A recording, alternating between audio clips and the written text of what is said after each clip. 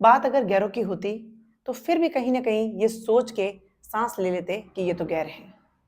लेकिन यहाँ बात अपनों की है। अपनों के द्वारा दिए गए दर्द की है या फिर अपनों के द्वारा हमें नहीं समझने की है। क्षमा करें, मैं हूं शोभा भाटी। जी हाँ, बात मैं आज ऐसे अपनों की कर रही हूं कि अगर अपने इस तरीके से अगर साथ न देंगे, इस तरीके से लोगों का साथ देंगे या फिर इस तरीके से उन लोगों का साथ देंगे जो बच्चों का भविष्य बर्बाद करने की सोच रहे हैं, तो फिर आप सोचिए कि बच्चे किसका सपोर्ट मांगेंगे।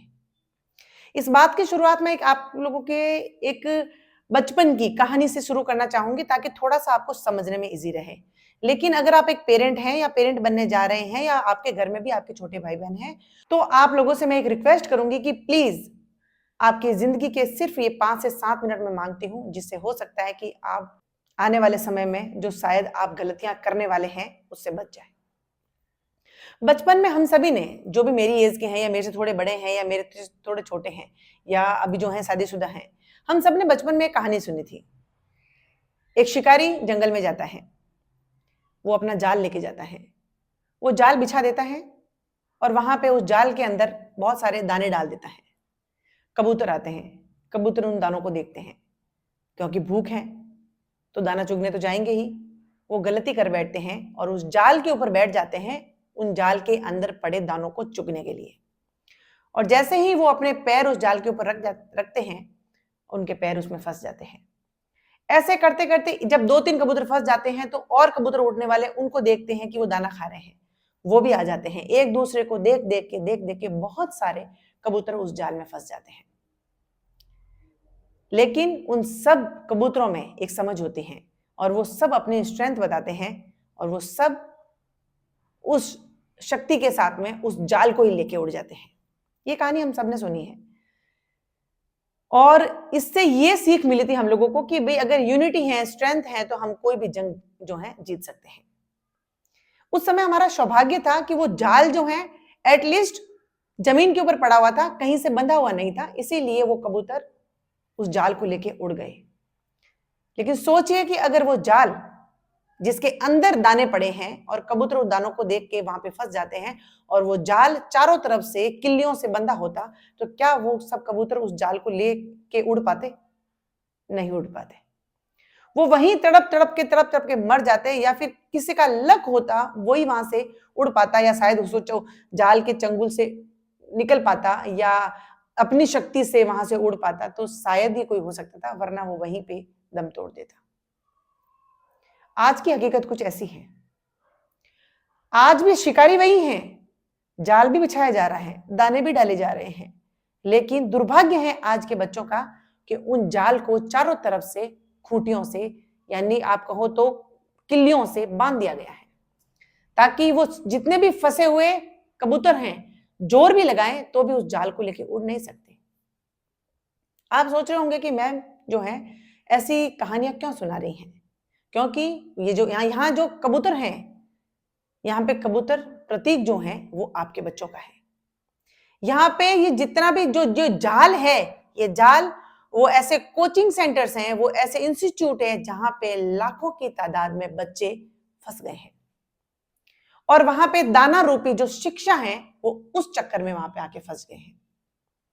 क्योंकि जैसे कहते हैं कि भूख के लिए कबूतर नीचे आ गया, उसी तरह से शिक्षा के नाम पे, पढ़ाई के नाम पे वो बच्चे वहां पे चले जाते हैं।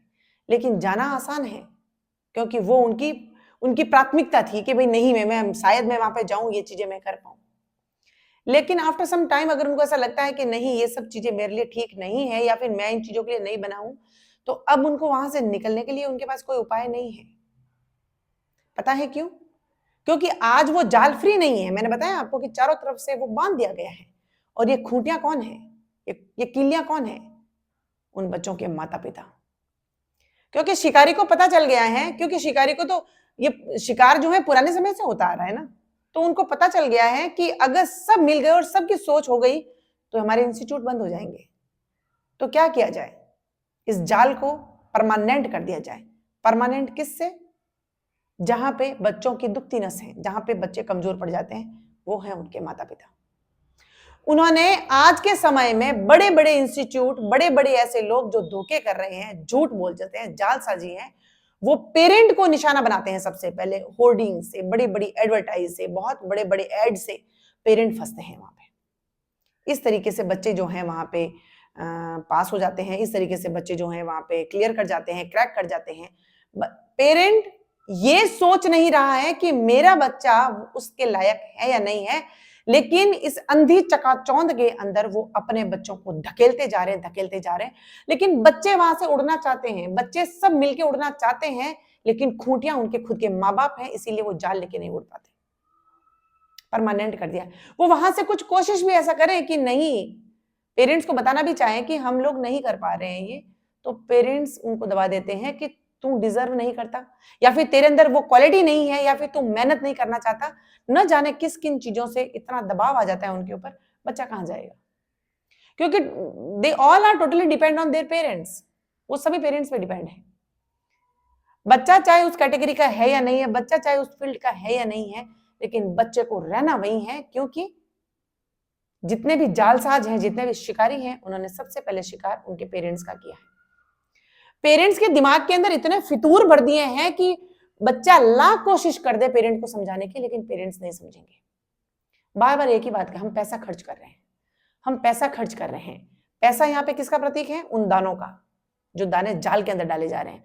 बच्चे समझा रहे हैं कि आप जो ये दानों पे, जो दाने पे डाले जा रहे हैं, ये यूजलेस हैं, क्योंकि हम यहां से कभी उड़ नहीं पाएंगे, हम लोग आसमान के अंदर उड़ान नहीं भर पाएंगे। ये जितना भी दाना डाला जा रहा है, ये ऑर्गेनिक नहीं है, ये केमिकल युक्त है। ये सभी ऐसी चीजें हैं जिसको खा के शायद हम बर्बाद हो जाएंगे, लेकिन पेरेंट्स सुनने को तैयार नहीं है। क्या करेंगे बच्चे? सुन रहे हैं आप केसेस? बच्चे पास होकर भी, एग्जाम क्रैक करके भी सुसाइड कर रहे हैं। बच्चे एग्जाम क्रैक करके भी नौकरियां छोड़ रहे हैं। बच्चे एग्जाम क्रैक करके भी अलोन घर से गायब हो रहे हैं। क्या वजह है उनके पीछे? उनके पीछे वजह है उन बच्चों की काबिलियत। यानी बच्चे किस फील्ड में अपनी काबिलियत बताना चाहते हैं, बच्चे किस फील्ड में जाना चाहते हैं, बट पेरेंट इस चीज को समझने के लिए तैयार ही नहीं है। इसीलिए मैंने कहा कि बात अगर गैरों की होती तो फिर भी कहीं ना कहीं इस चीज को एक्सेप्ट कर लेते, लेकिन पेरेंट्स तो अपने हैं। वो इस चीज को कैसे डिनाई कर सकते हैं कि बच्चा गिड़गिड़ा रहा है? आज के समय में पेरेंट को अगर कहने के बावजूद भी वो नहीं समझ रहे हैं, तो लानत है ऐसे पेरेंट्स। सच्चे पेरेंट्स वो होते हैं, बच्चे का चेहरा देख के भांप लेते हैं कि मेरा बच्चा यहाँ खुश है या नहीं है। लेकिन बच्चे बीमार भी हो जाते हैं, बच्चे एंजाइटी ले लेते हैं, बच्चे स्ट्रेस में चले जाते हैं, लेकिन उसके बावजूद भी पेरेंट को ये लगता है कि बच्चा जो है प्रिटेंड कर रहा है, या फिर बच्चा झूठ बोल रहा है, या फिर बच्चा जो है ये करना नहीं चाहता। हाँ, वो नहीं करना चाहता क्योंकि वो उसका फील्ड नहीं है। Why they are not understanding कि ये हमारा शरीर का एक अंश है, हमें उनको समझना होगा। आप क्यों इस दुनिया की इतने झूठे दिखावे के अंदर फंसे जा रहे हैं कि आपके बच्चे उनकी बलि चढ़ रहे हैं? जो बच्चा अपने इच्छा से जाना चाहता है उनको भेजिए, उनके ऊपर करोड़ों रुपए खर्च करिए, लेकिन बच्चा दिल से, अपनी आत्मशक्ति से, अपने इंटरेस्ट से जो करना चाहे उनको करने दीजिए प्लीज। जहां पे बच्चा अपना 100% देगा, वहां पे निराशा कभी नहीं मिलेगी, वहां सफलता ही मिलेगी। एटलीस्ट बच्चों का साथ देके सोचिए, एटलीस्ट बच्चों का साथ दीजिए, उनको समझिए, उनको वक्त दीजिए, उनको बोलने का मौका दीजिए। आप उनके लिए फीस भरते हैं, आप उनके लिए आप सब चीजें प्रोवाइड कराते हैं, इसका मतलब ये नहीं है कि आप उनकी जिंदगी छीन लेंगे उनसे। अगर आप उनका लालन पोषण कर रहे हैं तो इट्स आवर रिस्पॉन्सिबिलिटी। हम उनके ऊपर कोई एहसान नहीं कर रहे हैं, क्योंकि हमारे माता पिता ने हमारे लिए किया है तो हम भी आगे कर रहे हैं। हर माता पिता अपने बच्चे के लिए करता है, कोई कम करता है, कोई ज्यादा करता है। अगर हम करोड़ों रुपए खर्च कर रहे हैं लेकिन बच्चे के लिए यूजलेस है, तो फिर हम क्या ही कर रहे हैं? ना बच्चे को बचा पा रहे हैं, ना पैसा बचा पा रहे हैं। You have to understand. और ये जो जाल है, इन जालों के रूप में जो बच्चे फंसे जा रहे हैं, इनको वहां से बचाइए, ऐसे शिकारियों से अपने बच्चों को बचाइए, क्योंकि ये जो जाल हैं इतने अट्रैक्टिव हैं, इतने आकर्षक हैं कि हर कोई इसके अंदर फंसता जा रहा है। थोड़ा सा कॉमन सेंस यूज करिए, थोड़ी सी अपनी बुद्धि को काम में लीजिए, इन चकाचौंध से बाहर निकलिए, टाइम लीजिए, सोचिए, एनालाइज करिए चीजों को, बच्चे के साथ में कंसल्ट करिए, चीजों को क्लियर करिए, बच्चों को बताइए कि यहाँ चीजें ऐसी हो रही है, ये चीजें हो रही है। Are you ready for that? अगर बच्चा कहता है कि हाँ मुझे लग रहा है ऐसा, और मैं तो कह रही हूँ बच्चा ले भी ले एडमिशन, उसके बाद में भी उसको ऐसा लगता है कि नहीं मेरी जिंदगी यहाँ नहीं बन सकती, तब भी उनको सुनिए, राइट टाइम पे उनको वहां से निकाल लीजिए। शायद आपके बच्चों की जिंदगियां बच जाएंगी और आपने जो सपने देखे अपने बच्चों के लिए वो शायद सही साबित हो जाएंगे, अगर आपने आपके बच्चों की सुनी और गैरों की नहीं सुनी तो। वरना गैरों की सुन सुन के आप अपने बच्चों की जिंदगी बर्बाद कर रहे हैं और आगे भी ऐसे ही करेंगे, जो कि पूर्णतया गलत है।